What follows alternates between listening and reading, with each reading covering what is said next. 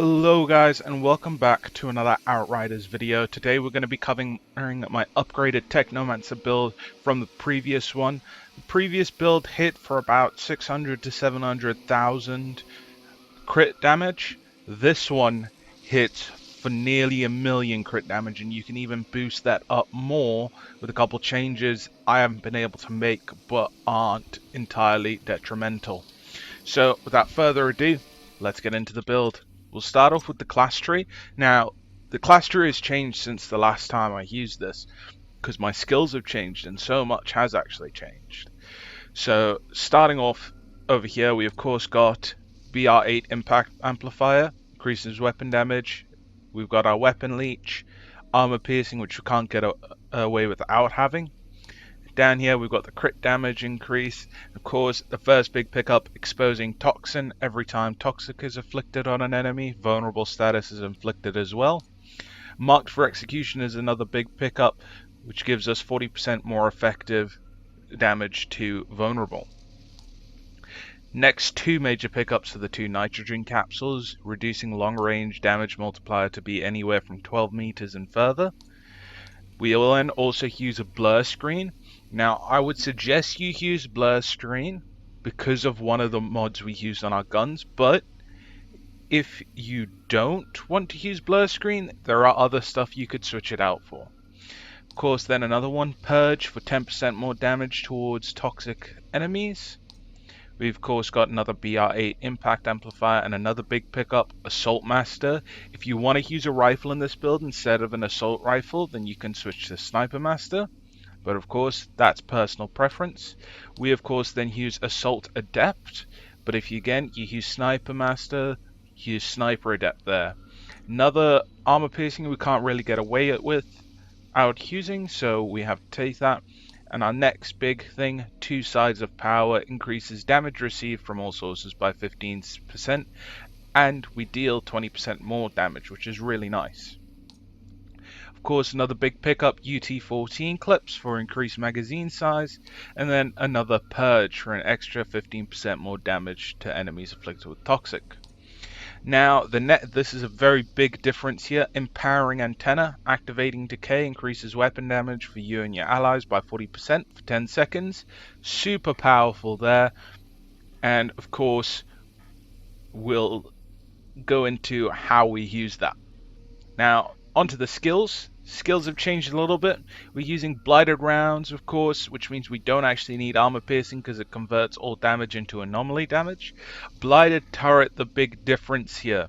Now, as you can see, the Blighted Turret is on a 7.7 second cooldown, which means we can keep up the Empowering Antenna buff of 40% weapon damage consistently as long as you notice that your Blighted Turret is off cooldown now.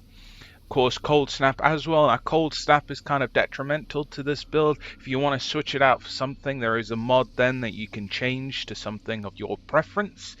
I like Cold Snap because of the mod I use. It just increases how fast you can clear groups of enemies, and it is just absolutely wonderful in a tight spot. Moving on to the gear, we'll start off with our guns. We use the Earthborn Renegade's Assault Rifle with Bone Shrapnel and the big change here, Dark Sacrifice. Now this boosts your damage up so high, and it is better than Killing Spree, Fortress, all of that stuff. It's better. You use this, and this is why you use Blur Screen, because you have a regen of up to 50% of your health, which is really good because it means once it reaches the end, it is absolutely wonderful. Now, a big thing with this, it used to not work. The way it works now is as long as you are 50% and above and it is still draining your health, you will get that 75% weapon damage bonus, and that is an important thing to note for all of you out there. Moving on to the secondary, you can kind of put on whatever secondary you feel best with. I use this because of the stats as well as the ultimate freezing bullets. It is just handy.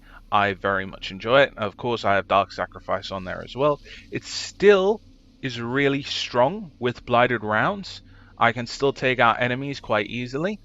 Not as fast, but I'm not losing my mag with it.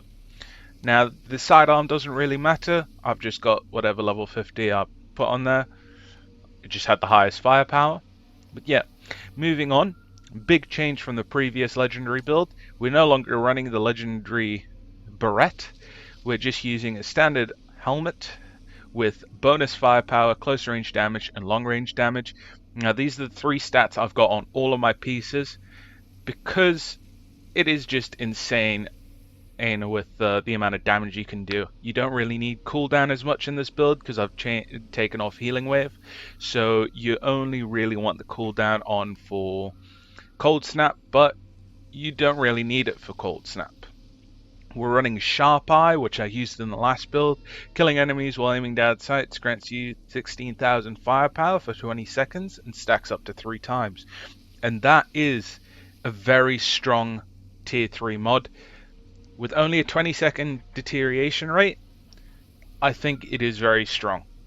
And stacking up to 3 times is even better. So I would highly suggest that. If you don't have it, you can switch it out for Crit Stack. I don't use Crit Stack on this build. My next one is Mitigation from Death. Mitigation from Death is absolutely brilliant and detrimental to survivability, and it is actually the only defensive mod that I use on this build.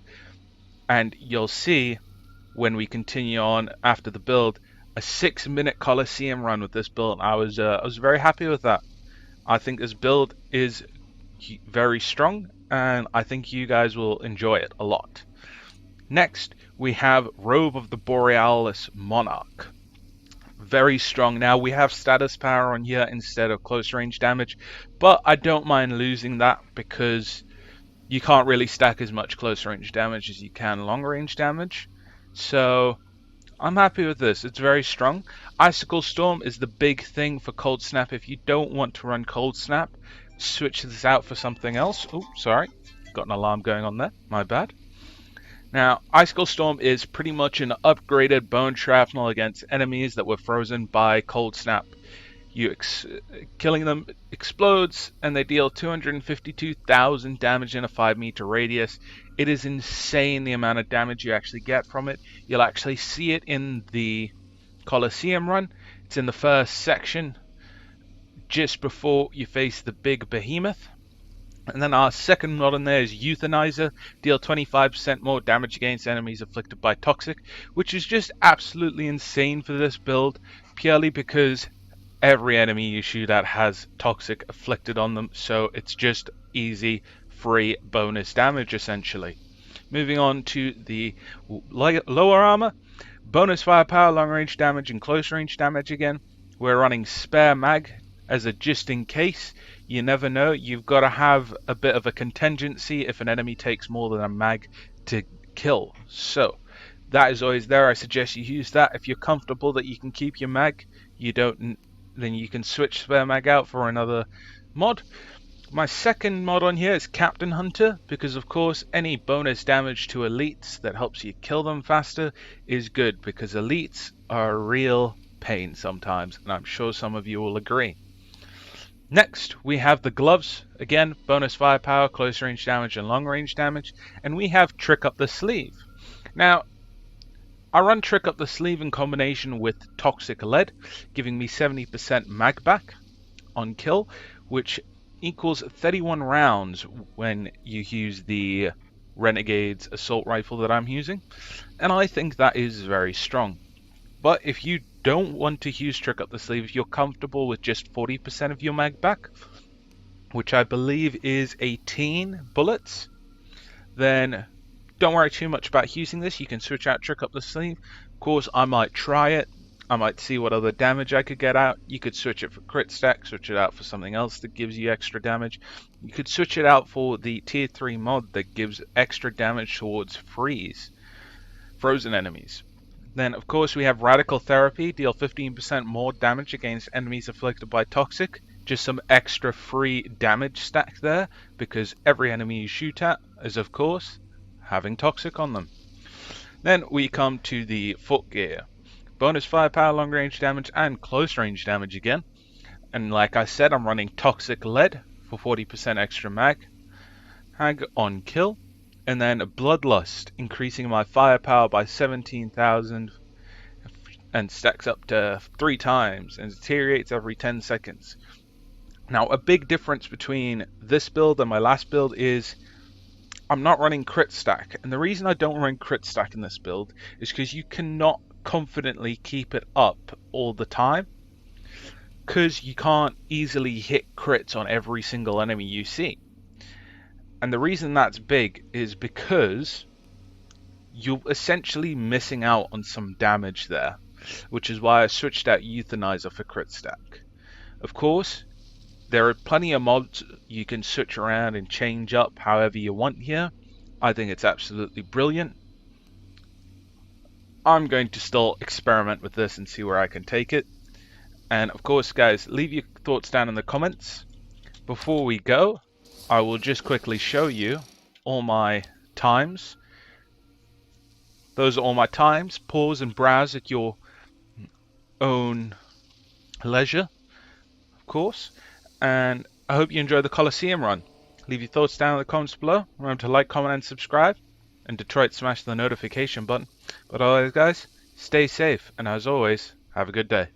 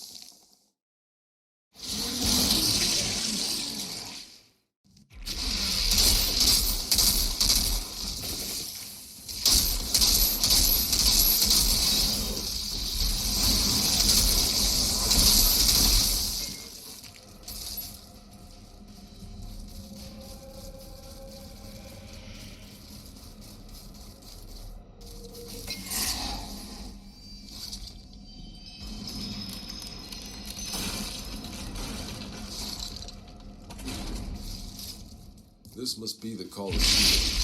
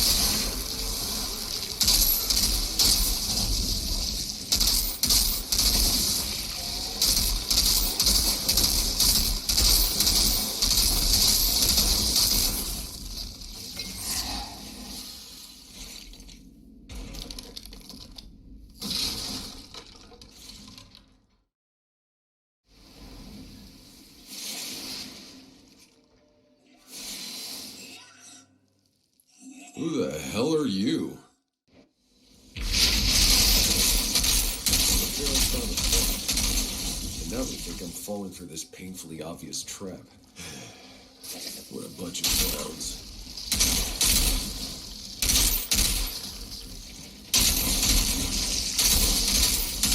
These creatures. Did that feral maniac capture them for sport?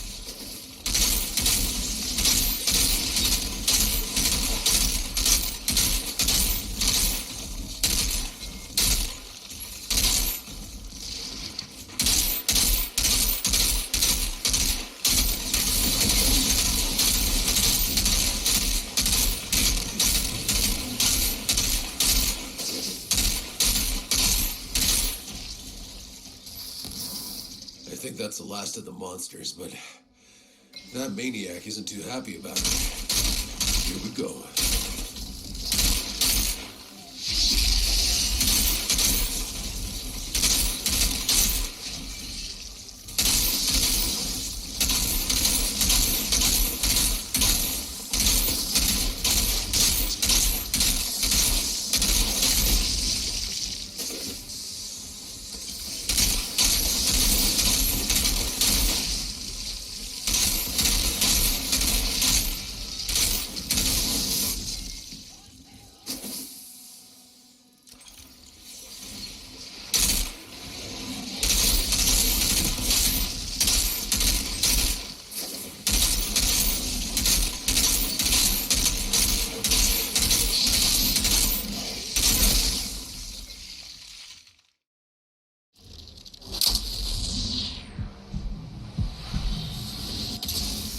Not a bad shot. Maybe he'll finally shut up now. The pod is ours.